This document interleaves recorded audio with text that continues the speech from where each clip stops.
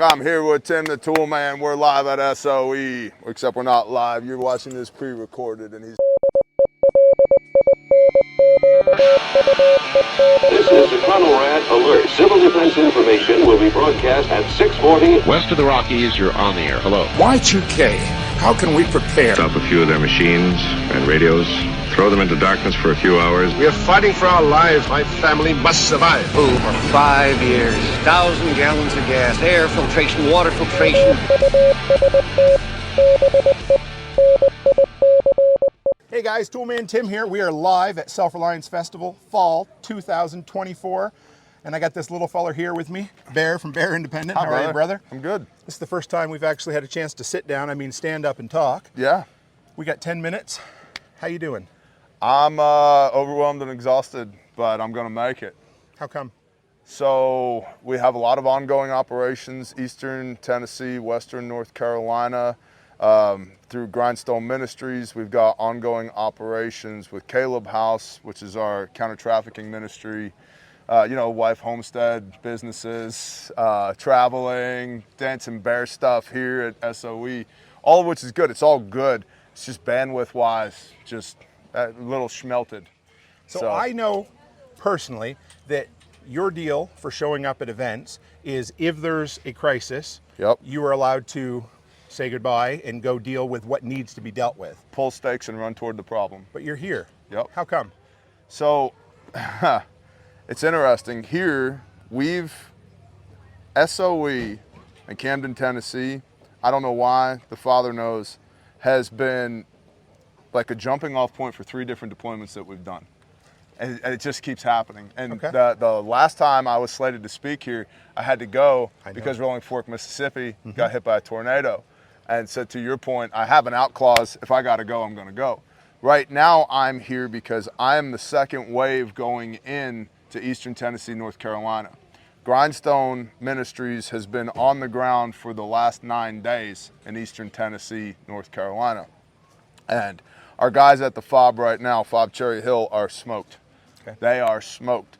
And so I've been back on this end doing TOC stuff, Tactical Operations Center, strategic level, coordinating needs and capabilities, trying to get stuff in the right place at the right time.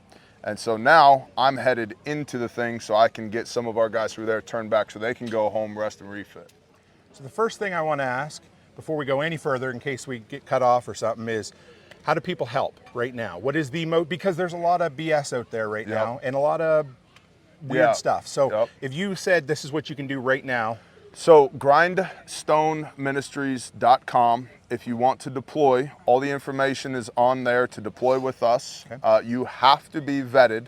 You have to email serve@grindstoneministries.com. Okay. Right now, earliest availability for on-site volunteers is the 14th of October. We're covered up until then. Okay. Praise the Father. We've got 60 plus volunteers per day, which beyond 60, it gets a little difficult to manage given the resources that we have available.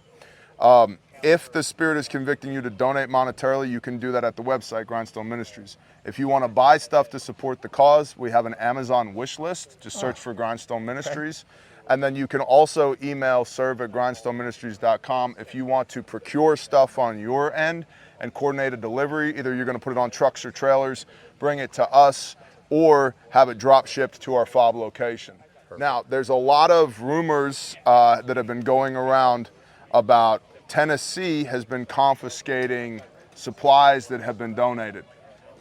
Per my current understanding, that is not true. Okay. A lot of those resources were donated and then they were put into schools to house the resources. Well, they're 9 days away from opening the schools back up again. Okay. You can't have school in a building filled with resources. So they're coming back out of the schools. They are in some cases being passed to other churches to steward those resources. But by and large, under TEMA, Tennessee Emergency Management Agency, they're going to Bristol Motor Speedway, which is near to where the problem is, but it's far enough removed. There's enough standoff there. We can get all of the stuff. See, TEMA and Grindstone are working together on this. We are advising TEMA because this is our 46th deployment. It's the first time they've had to deal with something like this, okay? So Grindstone is advising TEMA at Bristol Motor Speedway, If we can bring in everything we've got in the area, now we can better inventory it so we can match what we have on hand with the need that's presented in the field. Oftentimes what happens is somebody needs something at location A that exists in location B, but we don't have any commo with location B. We don't have an inventory on location B, so the need goes unmet because all the resources are disaggregated out across the battle space. By bringing it all to Bristol, we can inventory and control all of it so that we can push it back out to where it's needed. Yeah, man. On the Tennessee side, it's not being confiscated and given to illegal immigrants. It's not being taken by TEMA. It's being resourced so that it can be distributed effectively. In North Carolina, that's a whole nother story. Okay. North Carolina, I have never seen FEMA actively work against recovery, and that is what is happening there.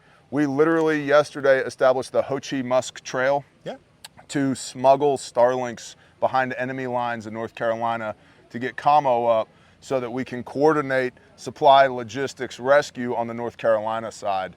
And FEMA has put a cordon around the affected areas in North Carolina so that they will not allow supplies, resources, commo in for those affected people. You want to share your thoughts on why that might possibly be? I think we're maybe looking at a federal land grab here. Really? Yep. In what way? There's critical infrastructure to the defense and the economy of the United States of America located inside of that disaster zone. Okay. Let it happen, made it happen, BlackRock mining permits, blah, blah, blah. Yeah, maybe. Possible, entirely possible, comma. We really care about the people that are inside of there, but the intel picture's not stacking up. Okay. And so FEMA is keeping people out. And then of course you have the governor who's going back and forth on whether or not to declare a federally declared state of emergency, which would enact Title 10, which means DOD and federal assets can come in. And they've been back and forth on whether or not they want to do that. And so a little bit of insider baseball, the governor should have declared an emergency days ago. But if he did, and then FEMA comes in because it's a nationally declared federal emergency, they have jurisdiction over that area, which means they could do an even more effective job of keeping people out. Yep. Because right now, jurisdictionally, the sheriff in each county has the highest authority in that county. And so the sheriffs can and are arresting FEMA people, pushing FEMA out, blowing dude, it's an asymmetric guerrilla war that is happening in North Carolina right now. I'm not hearing about it. No, of course you're not hearing about it because there's no damn Starlinks in there. There's no commo, which is why we established the Ho Chi Musk Trail to get all that stuff in there. We're literally bringing ham radios, Starlinks, and portable solar generators into these areas on our backs, and mules and MH-60 helicopters, Zodiacs, however we can to get them in there so we can get a network up. Because without commo, there's no logistics. Without logistics, we can't affect rescue, we can't affect resupply. So, I don't want to reach too deep here for you, but is there a story that you've heard over the last 9 days that's jumped out and grabbed at you a little bit that maybe people haven't heard, or maybe, not even that they haven't heard, but something that'll maybe paint the picture? Yes. Little Germany, outside of Jonesboro, Tennessee. There are 42, now 41 souls at Little Germany. They've been in the New American captivity for 9 days as of the time of this recording. They were affecting commo with a single handheld 5-watt Baofeng. They are completely cut off from the outside world. They have no power. They have no access, no roads, bridges, anything like that. And they're now 41 people who are banding together as a small community up on the top of a mountain to take care of themselves and their livestock and their property. They would have left, they could have left. We've flown 60s over them on multiple occasions, but they've chosen to stay because the looting in the area is so bad and they don't want their property destroyed. Well, as of last night, somebody in Little Germany had enough and committed suicide. They're starving for information. Their morale is incredibly low. One issue that nobody had forecasted is they're having issues with bears and raccoons because they're generating so much trash. Sure. And they're burning what they can, but cans of food don't burn that good. So now we're having to sling load trash out of there. And Little Germany is up there affecting commo with a handheld radio, charging it however they can. They have no aggregated solar. They're using their rooftops for water collection. They're eating non-perishable foods. They have no way to heat or boil water. And so we've been flying in propane burners and propane for them. And that's just little Germany. Sure. And there are hundreds of little Germanys in eastern Tennessee and western North Carolina. And so it kind of paints the picture. And the only aid they have gotten has come through Grindstone. The only intel they have gotten has come through Grindstone. Their only connection to the outside world is a 5-watt Baofeng. And it's tactically, we got to meet this need. Yeah, that's man. what we're doing. It's also an incredible opportunity to learn. How are people going to behave when SHTF happens? What are they going to go through? What actually works? What doesn't work? Can they improvise, adapt, overcome? Are they? Do they have the will to improvise, adapt, overcome? And so it's a fascinating case study. And for anybody out there who has ever thought that the government is coming to save you, they are not coming to save you. They also, and this is really important, they do not have the capacity to enslave you either. And so if more good people would just stand up and do the right thing, regardless of what the government says, this problem would be solved already. Fair. Thank you, brother. Appreciate One you, more Tim. time.